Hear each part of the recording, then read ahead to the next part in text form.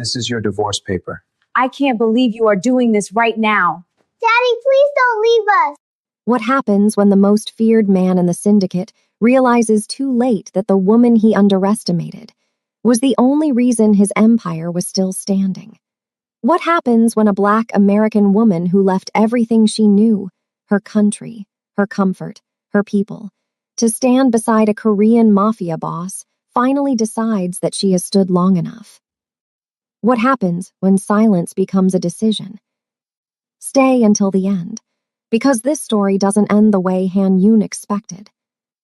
If you are new here, welcome to Black Diamond Stories, where we tell the stories the world tries to keep quiet. Hit that subscribe button, drop a comment below, and let me know what you think as we go. Now let's get into it. The door opened to her cousin's apartment in Itaewon. Standing in the doorway was Han Yoon, 43 years old, impeccably dressed even now. A man whose name existed in Seoul's underworld the way gravity exists, invisible, constant, and only noticed when it crushed something. He was the head of the Yoon Syndicate, not the largest criminal organization in the city, the most precise. Every contract calculated, every alliance measured, every enemy handled quietly, surgically, completely. He had built his empire on the principle that the most dangerous man in the room was never the loudest one. It was the one whose stillness made everyone else nervous. He had politicians. He had prosecutors. He had men inside the National Intelligence Service who owed him things that could never be repaid in money. His reach extended from the backrooms of Gangnam to shipping ports in Busan to boardrooms in Tokyo where men in expensive suits made decisions that affected thousands of lives and pretended they had never heard the name Han Yoon. They had all heard the name Han Yoon. And now he stood in this doorway with papers in his hand, and he looked at his wife with the old authority, the look that had once made senators uncomfortable, and he said, "I want a divorce, Naomi. I want to live my life without explanation and without conscience. I should have done this sooner. Sign these." He held out the papers. Her name was Naomi Rivers, 34 years old, a Black American woman from Atlanta, Georgia. She stood there in the small apartment 2 weeks after leaving the penthouse she had called home for 4 years, and she looked at the man she had married with an expression he could not read. Behind her, down the short hallway, came a small voice. Marcus was at the top of the hallway, 8 years old. He had heard a voice and come to the doorway of the room where he and his sister had been playing. He stood there in his socks looking at his father, and he said, in the careful voice of a child who has been thinking about something for a long time, "Dad, are you leaving us?" Han Yoon looked at his son. Marcus had his jaw and Naomi's eyes, and the particular stillness that both of them carried. For a moment, just a moment, something moved across his face. Not feeling, exactly. The place where feeling would have been if he had not spent 43 years treating it like a liability. "This is between adults, Marcus." "But are you leaving? Are you leaving me and Suwa?" Suwa appeared behind her brother. 6 years old, holding the back of Marcus's sleeve with both hands the way she always held on to the people she loved. She looked at her father. She did not say anything. She just looked at him with Naomi's eyes, patient, measuring, seeing everything. Han Yoon looked at his children for a long moment. Then he looked at Naomi. She took the papers from his hand. She said, "My lawyer will contact yours." She stepped back and closed the door. She heard his footsteps down the hall. She heard the elevator. She heard, very faintly through the window, a woman's voice from the street below, bright, unbothered, speaking to him as he got back into his car. In the back seat sat 2 women. Still, even now, even to deliver divorce papers, he had brought company, as if arriving alone might suggest to the world that he needed something. Naomi walked to the end of the hall and opened her arms. Both children came. Marcus first, rigid and dry-eyed the way boys sometimes are when they are feeling the most. Then Suwa, who buried her face in her mother's neck. Naomi held them both and pressed her face into their hair, and she let herself feel it, all of it, for exactly as long as she needed to. Then she straightened up. Because dinner still needed to be made. Because Marcus had homework. Because Sua needed to see her mother's back straight, needed to file away somewhere in her small forming self the memory of a woman who got hit and stood up. Naomi stood up. But this story didn't begin here. It began 4 years earlier in a private dinner hosted by one of Han Yoon's legitimate business fronts. Naomi Rivers had come from Atlanta, Georgia, a city that built women with backbone the way Korea built mountains, slowly, under pressure, until what stood was something that could not be moved easily. She had come to Seoul at 26 on a business development contract with an international trade firm, the kind of woman who walked into a room full of people who did not look like her and made them forget within 10 minutes that they had ever doubted whether she belonged. She was brilliant in the specific way that people who have always had to be twice as sharp to get half the credit are brilliant, intuitively, thoroughly, with a warmth that made her intelligence feel like a gift rather than a threat. She spoke 3 languages when she arrived in Seoul. Within a year, she spoke 4. She met Han Yoon at that private dinner. He had looked at her across the table with those still, measuring eyes and saw something he recognized, a person who understood power without being intoxicated by it. That was rare. That interested him in a way that very few things did. They were married 18 months later. She knew what he was. She had not walked into it blind. She had asked him directly, one evening, sitting across from him in a restaurant where the other patrons had been quietly redirected to different tables to give them privacy, and she had looked at him and said, "Tell me what I'm actually agreeing to." And he had told her, more than he had told anyone. Not everything, Han Yoon never told anyone everything, but enough. Enough that she understood the architecture of his world. Enough that her choice to stay was a real choice. She chose him. She chose his world. She left Atlanta, left her family, left the life she had built, and she stepped into the Yoon syndicate as his wife. She told herself she was strong enough to hold it. She was right. What she had not calculated was that he would never acknowledge it. They had 2 children. A son, Marcus, because Naomi had insisted, quietly but completely, that their son carry a name that honored where she came from. Han Yoon had agreed without warmth, which she had learned to read as his version of respect. Marcus was 8 now. Their daughter, Sua, was 6, a name that had been Han Yoon's mother's, and Naomi had given it freely because she understood what legacy meant to a man like him. From the outside, the Yoon family was untouchable in every direction. The feared Korean syndicate boss and his elegant, composed American wife, who moved through Seoul's elite society like she had been born to it. She had learned the customs, the language, the unspoken hierarchies of a world that was not hers by birth, and had mastered all of it not by erasing who she was, but by expanding who she was. The wives of Han Yoon's associates watched her with a complicated mixture of admiration and unease. She was not what they had expected. She was warmer than expected, sharper than expected, more present than expected. She remembered names. She remembered children's birthdays and health struggles and the specific anxieties that each of those women carried. She made people feel that they mattered to her because they did. Naomi Rivers had never learned how to pretend to care. She simply cared. What they did not know, what no one outside those walls was allowed to know, was what happened when the Yoon front door closed. It started with silence. Not the cold silence of a fight.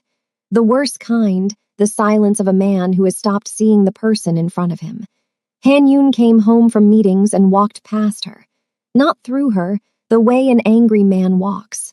Past her, the way a man walks past furniture that serves its purpose without requiring acknowledgement. When she spoke to him about Marcus, a teacher's concern, a small behavioral thing at school, he listened with the expression of a man processing information he had already categorized as low priority. When she spoke to him about Sua, a small girl who had started waking in the night, frightened, asking for her father. He nodded once and moved on. He did not ask follow-up questions. He did not go to Sua's room. The cruelty was not dramatic at first. It was administrative. He managed her, the way he managed everything, efficiently, without warmth, with just enough engagement to keep the machinery running. He would correct her Korean in front of his associates in a tone that made correction feel like diminishment. He would arrive late to dinners she had arranged for his benefit and offer no explanation. He would look at her sometimes, in company, with an expression that she slowly came to understand was contempt, not for anything she had done, but for the fact of her need, the fact that she was human in a way he had decided was inconvenient. And then the accusations started. She had come from America. She was, as he began to say in quiet, deliberate ways, difficult to fully trust. She moved too freely. She spoke to too many people. She was too comfortable with other men, his associates, their wives' husbands, men she had met through the social obligations of being his wife. He said it at night in the dark with a precision that told her these were not impulsive words. These were chosen words, placed like stones in the path of her self-worth. I don't always know who you really are, Naomi. American women don't understand loyalty the way we do. You moved countries for me, but sometimes I wonder what else you'd move for. She would lie in the dark beside him, feeling the words settle into the room, and she would keep her breathing even and her face still, because she had learned, very early, that any emotional response she showed would be catalogued and used again. Then came the night he questioned Marcus. They were at dinner. Marcus was 6 years old, sitting in his chair with the focused energy of a child who had been told to sit still and was trying very hard. Han Yun looked at his son across the table, this boy who had his jaw and Naomi's eyes and the particular stillness that both of them carried, and said, in Korean, quietly, as if Naomi was not sitting right there with full understanding of every word. Sometimes I look at him and wonder. Naomi set down her chopsticks. In Korean, clear and measured, she said, "Say what you mean, Han." He looked at her. Something moved behind his eyes, surprise, perhaps, that she had not flinched. I mean what I said. Marcus is your son, you know that. I know what you tell me. Marcus looked between his parents. He was 6. He did not understand the Korean, but he understood the temperature of the room, the way children always understand the temperature of the room before they have words for it. He picked up his spoon and looked at it with great concentration, the way children do when they are pretending to be somewhere else. Naomi picked up her chopsticks.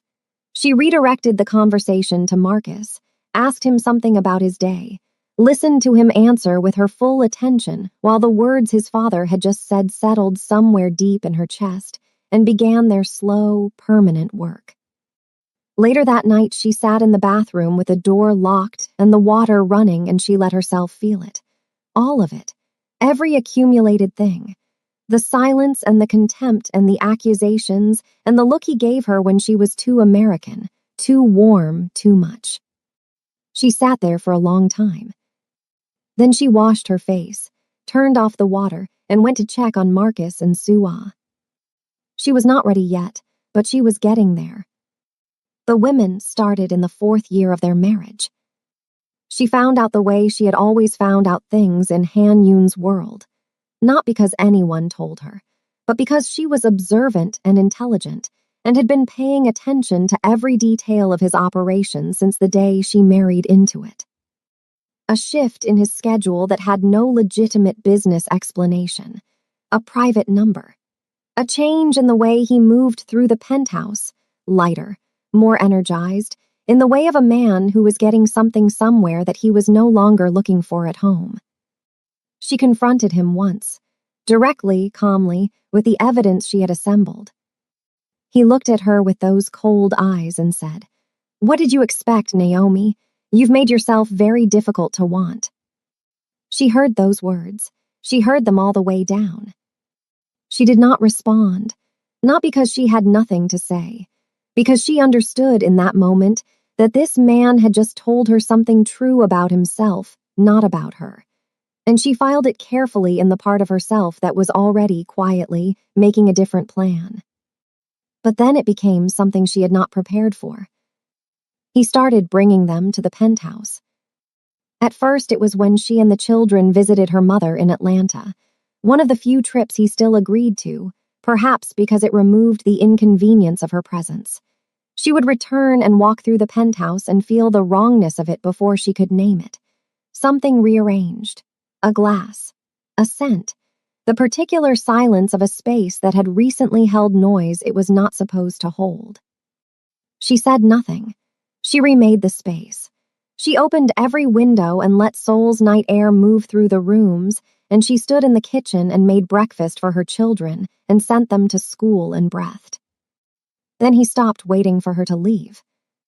One evening, she came home from picking Suwa up from her Hangul class, because Naomi had enrolled their daughter in Korean language classes, because she believed her children should be fluent in both of their worlds, and she walked into the penthouse to find Han Yoon in the main living room.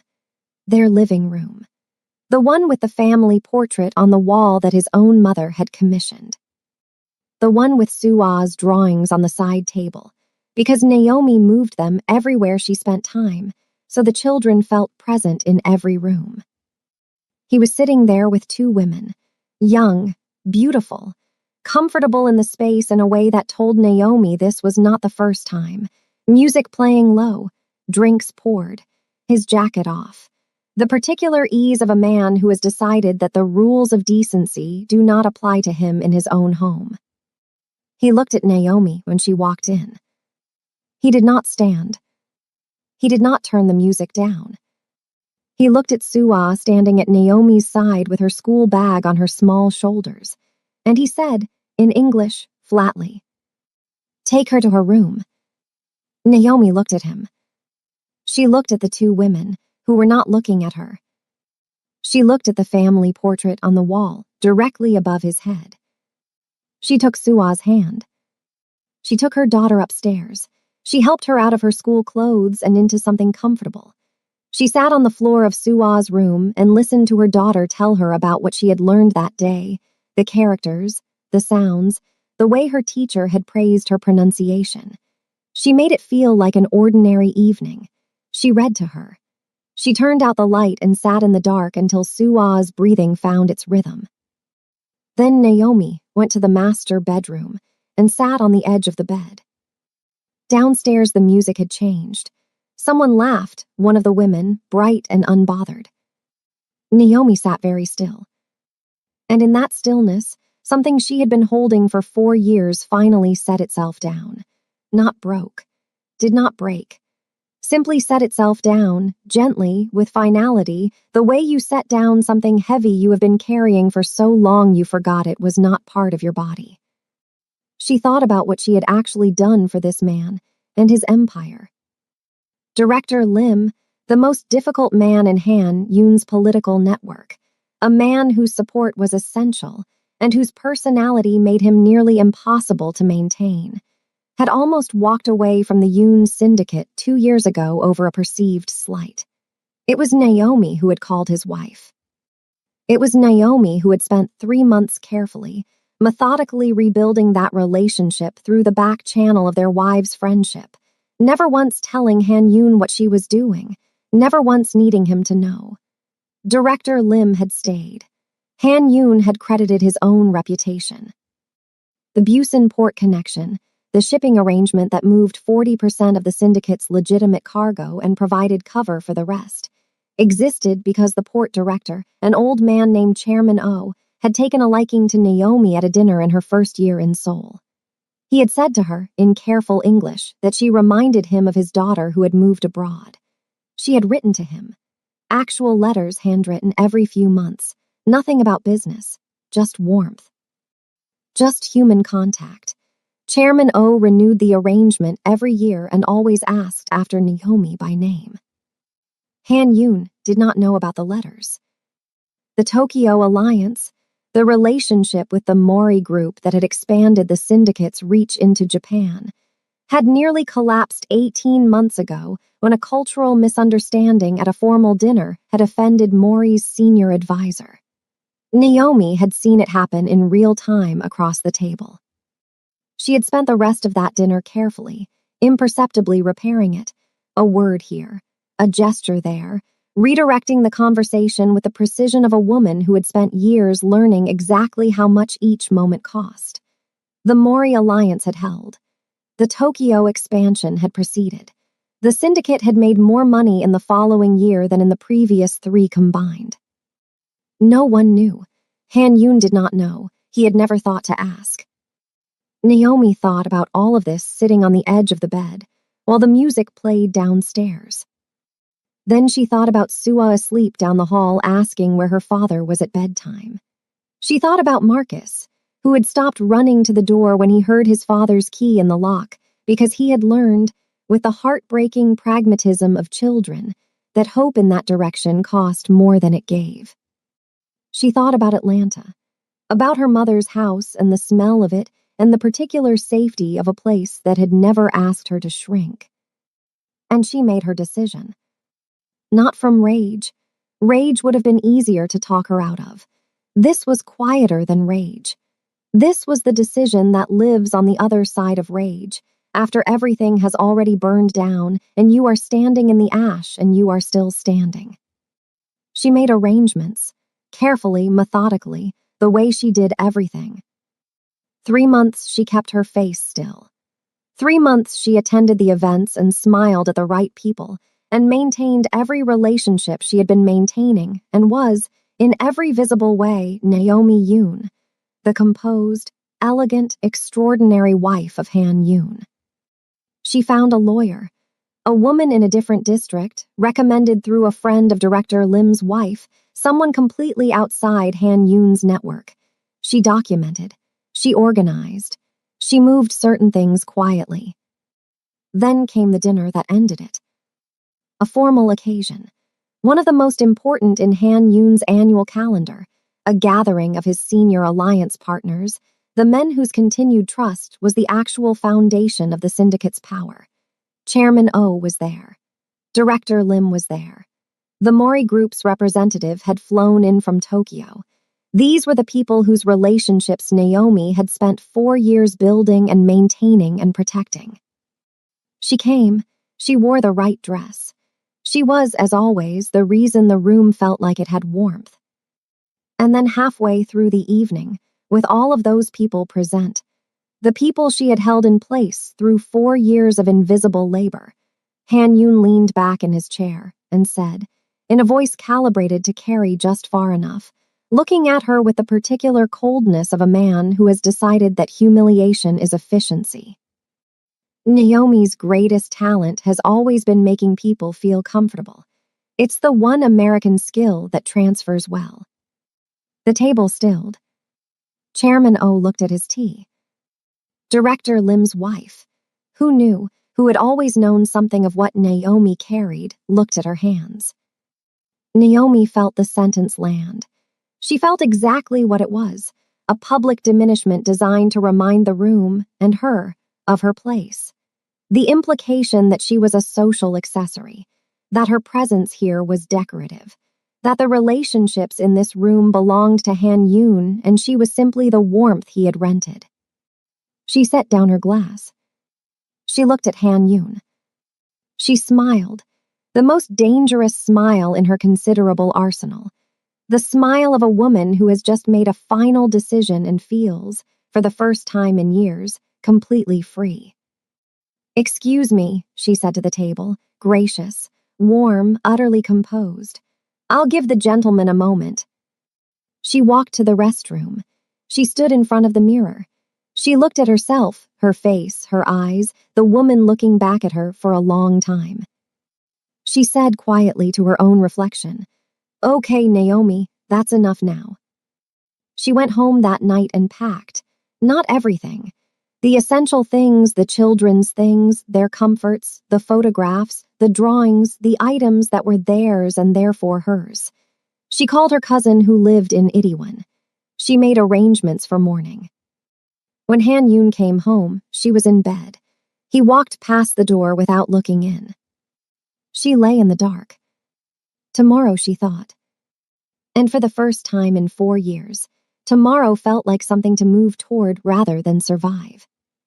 She was gone before he woke up.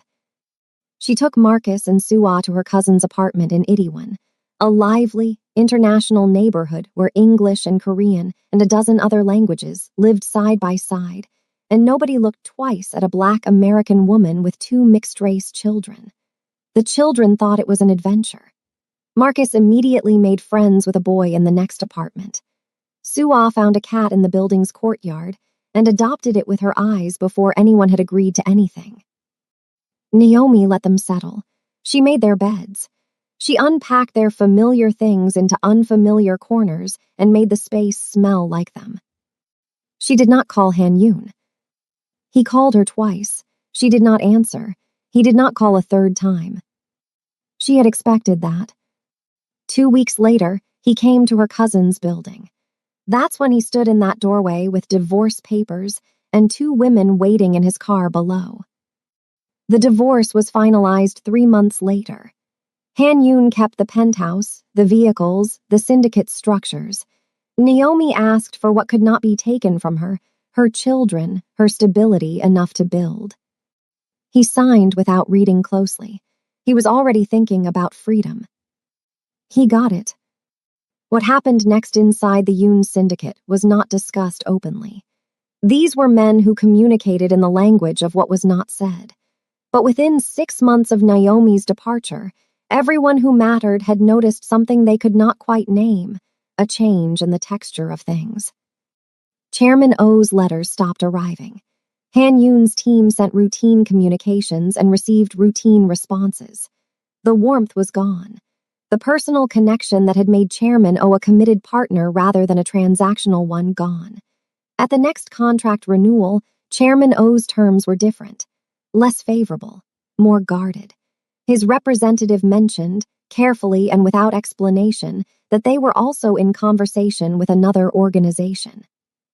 Director Lim stopped attending the informal gatherings that had always been the real place where alliances were maintained. He came to the formal meetings. He was courteous. He was no longer warm. The invisible thread that had kept him genuinely loyal, a thread that ran not through Han-Yoon but through Naomi's careful, sustained, human attention, had simply ended when she walked out the door. The Mori representative from Tokyo called once to ask after Naomi. When told she was no longer involved, there was a silence on the line that lasted a beat too long. The Tokyo expansion slowed. The Mori group's enthusiasm cooled to professionalism. Han-Yoon did not connect the threads. He had never known the threads existed. He had operated for years on the assumption that his name, his power, his reputation were self-generating forces. He had never looked at the architecture behind them. He had never considered that architecture might have a builder. He compensated the way he always compensated for things he did not understand, with force. He pushed harder on deals. He replaced warmth with pressure. He tried to use leverage where relationship had always been the real currency, and he found that leverage, without the relational foundation Naomi had built, produced resistance rather than compliance. The penthouse became something else. The parties started. Women cycling through with the regularity of a man trying to fill a room that kept emptying. Drinking that had once been controlled became something else, not dramatic, not Hollywood ruin, but the quiet kind of excess that precision men fall into when precision fails them, when the control they built their identity on begins slipping, and they cannot bear the feeling of empty hands. His security team watched, said nothing. Left quietly, one by one, for other employers who offered something the Yoon syndicate had stopped offering, the stability that made working for dangerous men worth the risk. Deals fell apart in the drafting stage. Allies became transactional. Rivals who had once been careful around the Yoon syndicate became less careful. The fear that had maintained the borders of his territory began to thin, slowly, the way ice thins before it breaks, invisibly, all at once, then suddenly. The penthouse was sold within 14 months of the divorce, framed publicly as strategic consolidation. The cars followed, the staff, the outer layers of empire, one by one. He moved into an apartment in Apgujeong, a good address still, but quiet. No security at the door, no staff, no movement. Just Han Yoon and the silence and the particular shape of a life that has been emptied of everyone it once held at arm's length and now holds nothing at arm's length because there is nothing left to hold. He called Marcus twice. Both calls were 6 minutes. He did not know what to say to an 8-year-old boy. He asked about school. Marcus answered politely, carefully, in the voice of a child who has learned to protect himself. He did not call Suah. Every time he thought about it, he remembered her face in that doorway, holding her brother's sleeve, looking at him with her mother's eyes, seeing him. And he would find something else to do.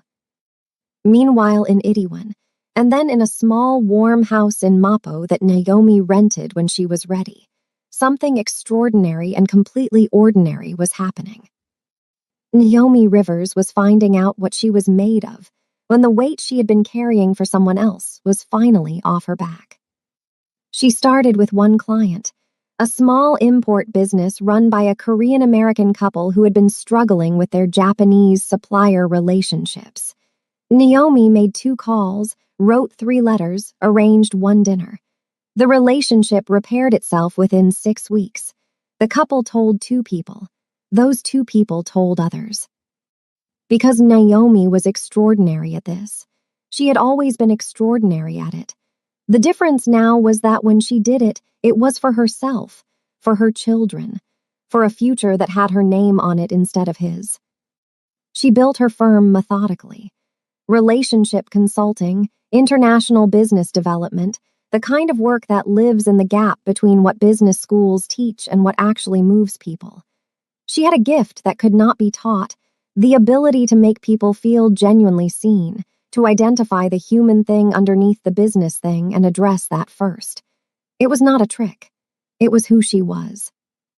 Within 8 months, she had 6 clients. Within a year, she had a firm with 2 employees. Within 2 years, her name was being said in rooms, not with fear, with something better and more durable. With trust.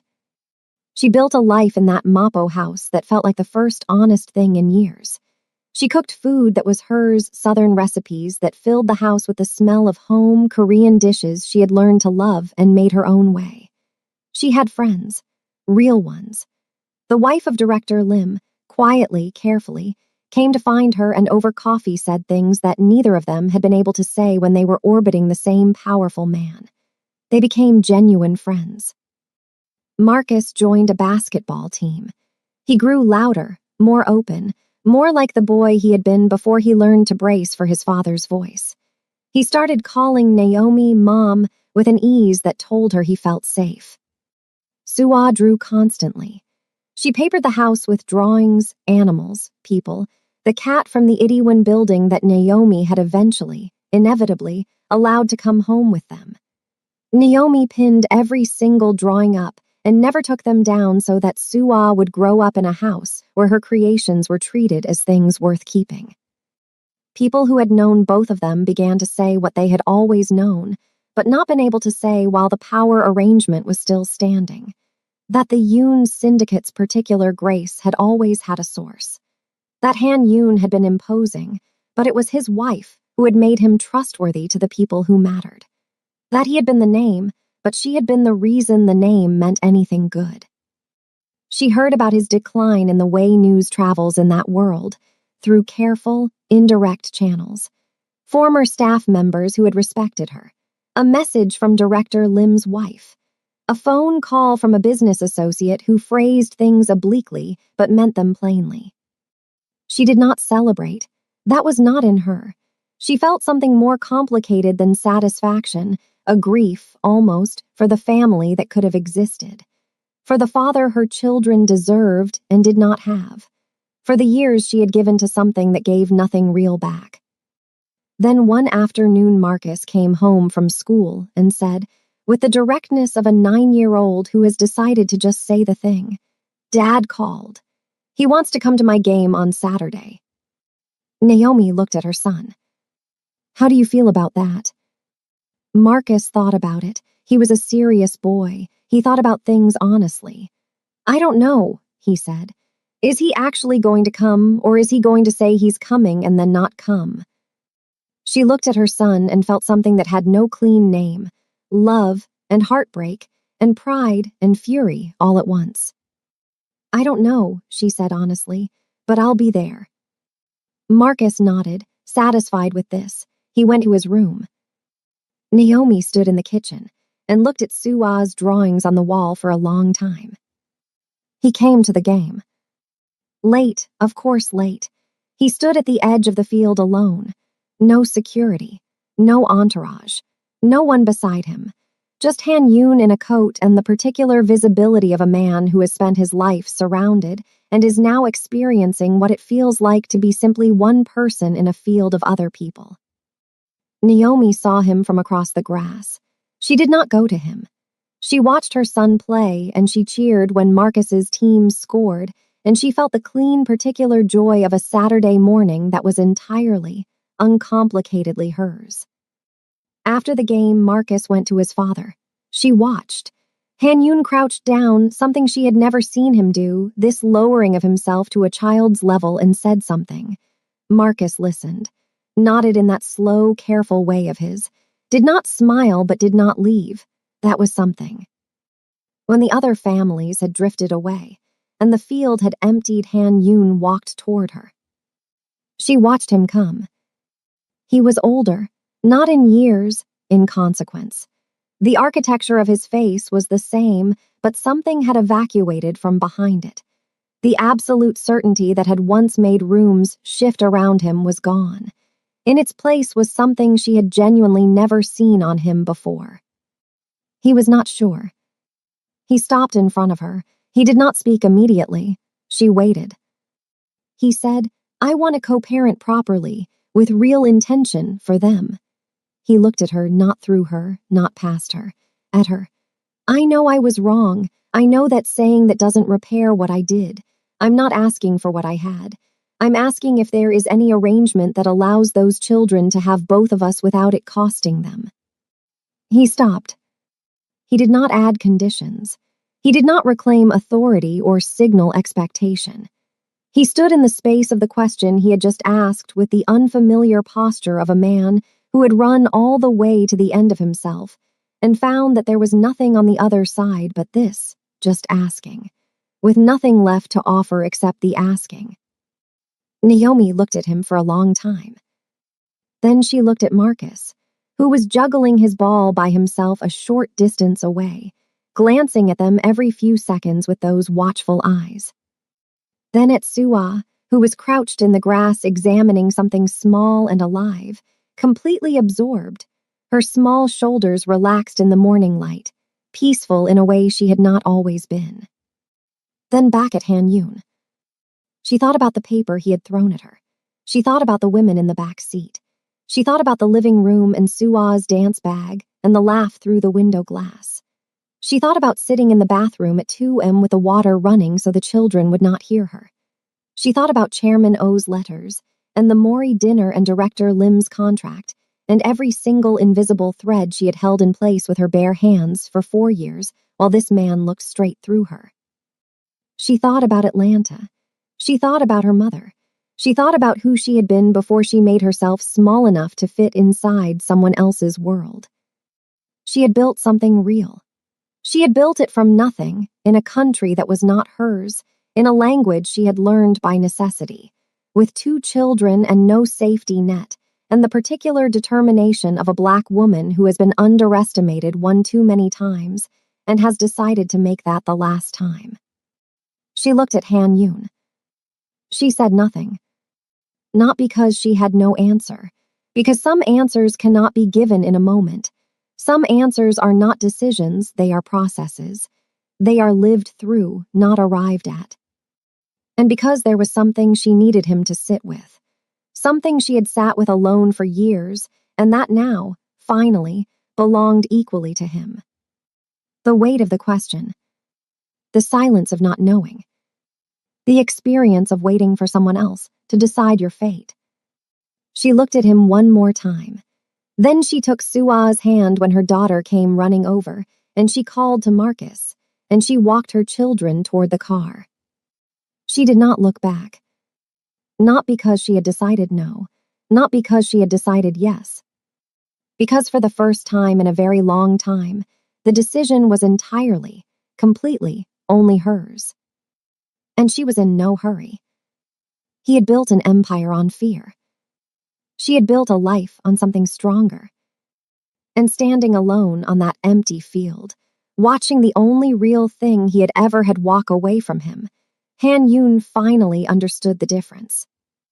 Power once made him untouchable.